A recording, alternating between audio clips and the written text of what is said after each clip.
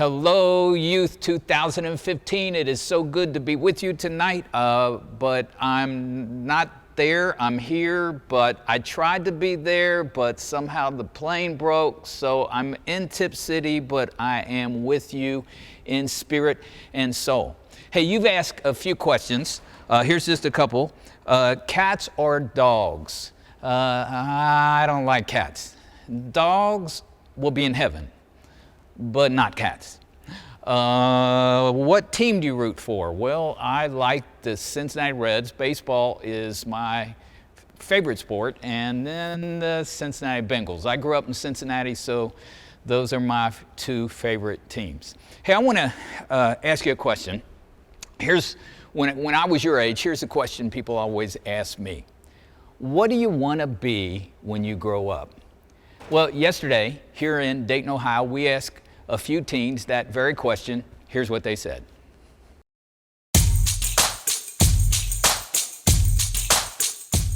What do I want to be when I grow up? Well, NBA was one of them. I do want to take up being a mechanic. Oh, see, I do get taller and become a big man because I can't be no point guard. Probably doing something with animals, like a veterinarian. I say I want to be a social worker because I like to work with kids, and I think kids will be my calling.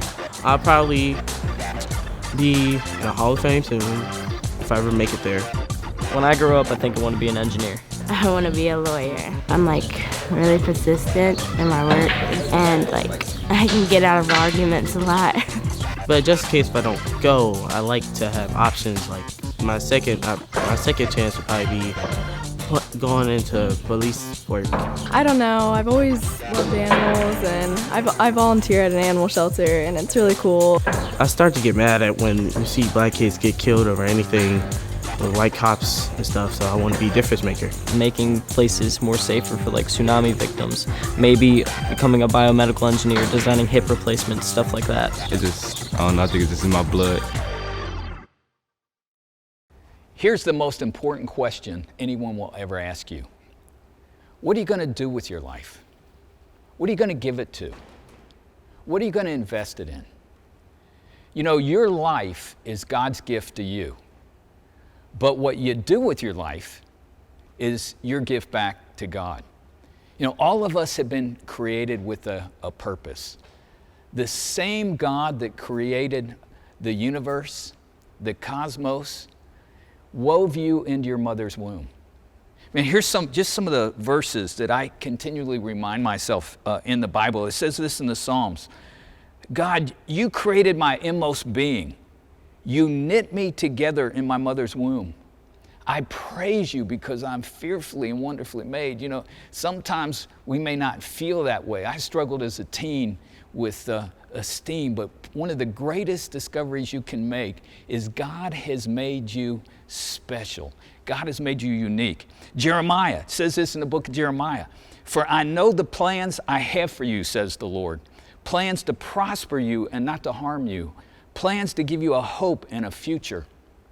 You know, when I began to discover these kind of things, somewhere around there between 16, 17, and 18, you know, in my own life, I kind of was immature when I started to school. And like I already said, I really struggled with my self-esteem. So I had just turned 5 when I went to kindergarten, and I was one of those kids that they said, you know, had ADD, attention deficit disorder. So I was always kind of getting in trouble, not because I was trying to get in trouble, but it was just hard for me to pay attention. So in 2nd grade, I ended up having to spend a month in the corner. The teacher just moved my desk into the corner, my face to the wall.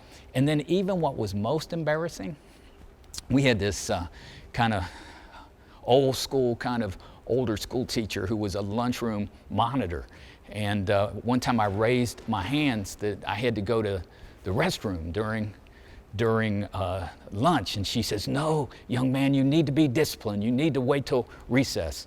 So I had this accident, dare I say, I wet my pants. And so then she made me, in the middle of the lunchroom, stand in one of those old green Army color waste cans till I dried off. And even when I went back to a high school reunion, like 25 years later, I'd forgotten all about that. This girl there named Debbie said, "You remember that time you peed your pants in 2nd grade?"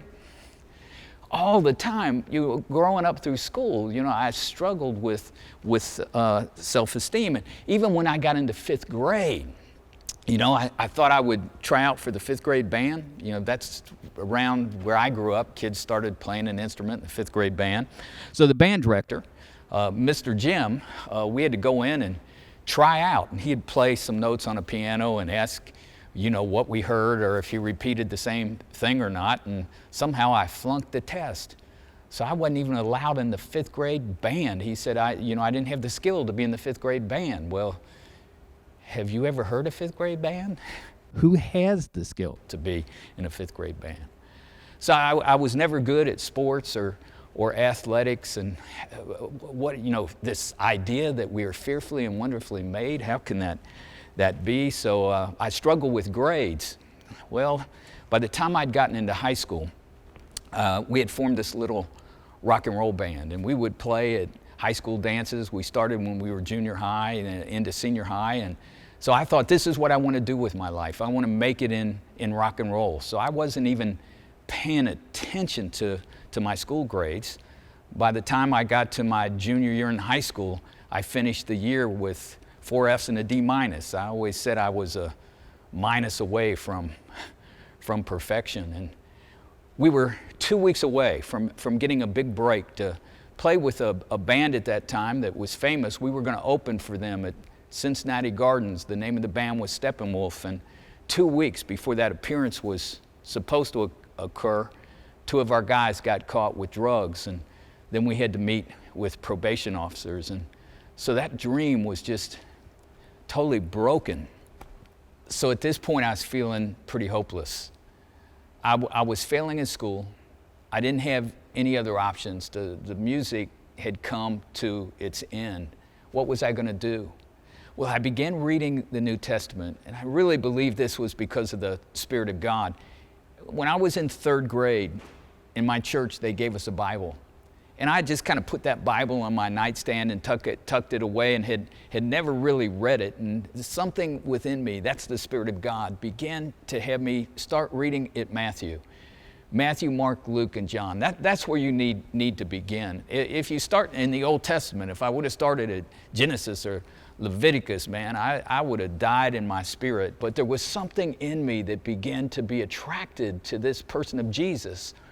I began to see Jesus in new ways. He wasn't kind of that lily white dude whose picture was hanging on my Sunday school wall, but he was a revolutionary. He was someone that was both rejected by the political folks and the religious folks. And I begin to think, if this guy is not real, he should be. I mean, people who said unreal things, like if someone slaps you upside the right side of the head, let him hit you again on the left. And if your enemy hungers, feed him and love your enemy. There was no one that lived like this. And I remember praying, I don't even know if you're real, but if you are, I need you.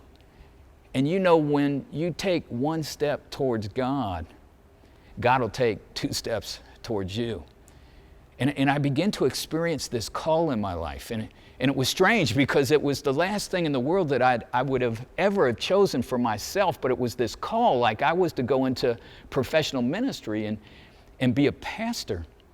Well, I couldn't believe it, and because one, I hated school, and so you needed to go through college and you needed to go through seminary, and here I was a struggling student. As a matter of fact, one of my teachers, my senior year in high school when this was happening, changed an F to a D- so that I could graduate because I couldn't afford to fail any more classes.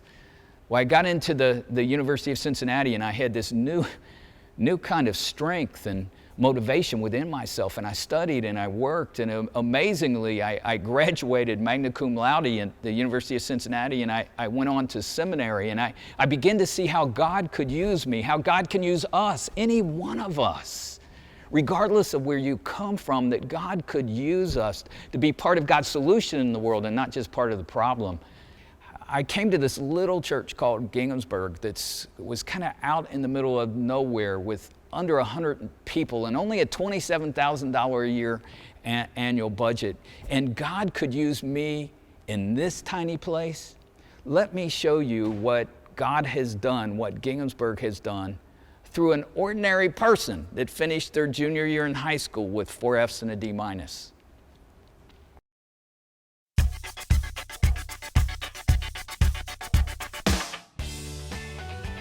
When I ask people, why do you come to Ginghamsburg? I hear one response more often than others. This is the church that actually does something.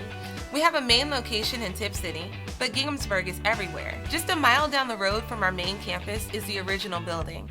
Ginghamsburg was actually born in 1863, the result of a small town revival. 10 new Christians planted a seed of faith that day. If only they could see what their seed has become. Like I said, Ginghamsburg is everywhere. Just behind the original building is our New Path headquarters. New Path is the organization that oversees all of our community outreach.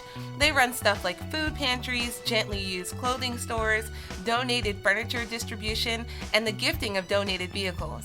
There's also a medical barn for anyone who needs durable medical equipment and an antique shop for low-cost, non-essential items. In the bottom floor, below New Path, is our counseling center. These folks have given away hundreds of thousands of dollars in uncompensated care. One thing I enjoy most about Ginghamsburg is that we're moving closer to Dayton. Right now we have 2 campuses that are extending our reach into the city. The Fort McKinley campus is in Harrison Township on the corner of Salem and Siebenthaler. It could be the most diverse church I've ever been a part of. The people are awesome, and it's incredibly connected to the neighborhood. The Fort has access to all the resources that New Path provides, in addition to GED tutoring, computer stations, and community development. What really pumps me up is the partnership we have with the county. For example, right now we're partnering with local government to build 25 quality homes for low-income families right in the Fort McKinley neighborhood. Our newest campus, we're calling it The Point.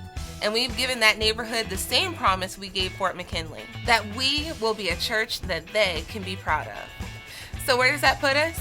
Well, here's all the places we've talked about so far. And we haven't even mentioned the global impact of Ginghamsburg Church. We have had the opportunity to invest in places like Chicago, Philadelphia, and New York City.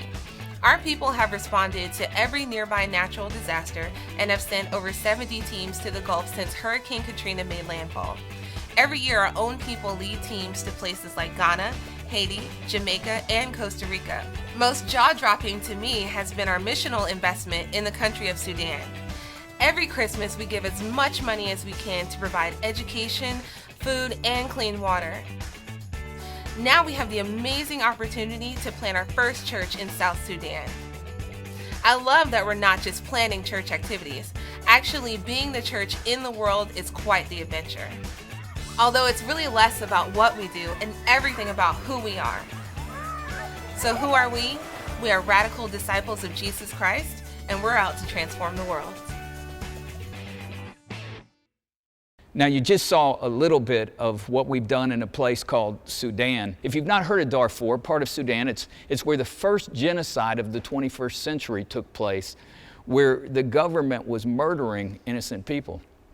And so we got involved because they were burning down whole towns and villages. So we got involved in building schools, bringing safe water, water yards in areas where children were walking round trip up to 8 miles a day to bring water back to their families, and creating sustainable agricultural projects that now feed over 80,000 people. I want you to watch this next video to see what we were able to do through the Spirit of God, through the call of God in us to rebuild this decimated town called Darega.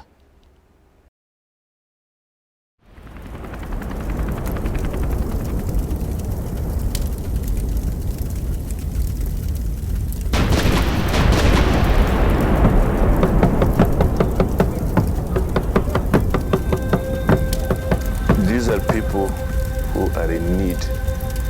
They are displaced, they are helpless.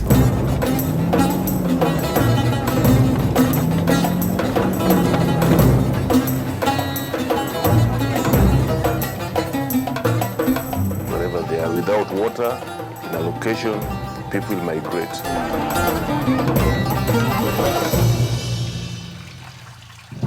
We came in and we rebuilt this village. We put a water yard here. We put a school here. We did an agricultural program here. You'll find that when the water is there, human beings are able to settle in those localities. The schools also are developed close to those water points because that's where they are able to get their water for even the children. And water is difficult to get because you find that all of it comes through the borehole. It is dug almost about 800 feet. This borehole, including the distribution system, was done from the funds that was donated by the Church of Ohio.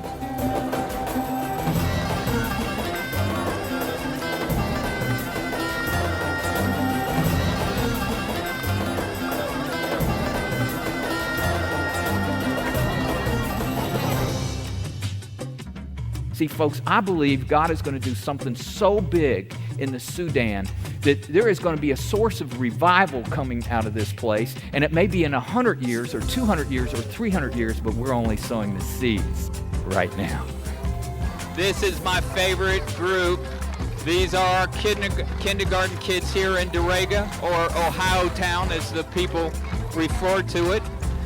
When you give them one single assistance, it might look simple, but they really do appreciate it. This borehole has helped keep these children in this school here.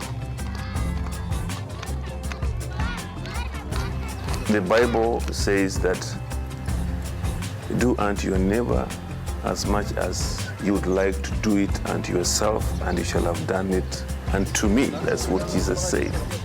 You are doing your best to be able to give what you have, you're sacrificing. We see the difference and a smile on their faces. That's my satisfaction as far as this work is concerned. The rebirth of this village is an incredible story. Let me remind you, Christmas is not our birthday. Let's continue to do it again this Christmas to live more simply that other people might simply live. All of you have a calling. God has created you uniquely with a special purpose. Some of you, it'll be to full-time ministry. Well, my prayer for you all as you gather this week is that God's purpose for your life will become more clear. Hey, my name's Mike Slaughter. Thank you for listening. I'm praying for you this week for God to do amazing things. God bless you.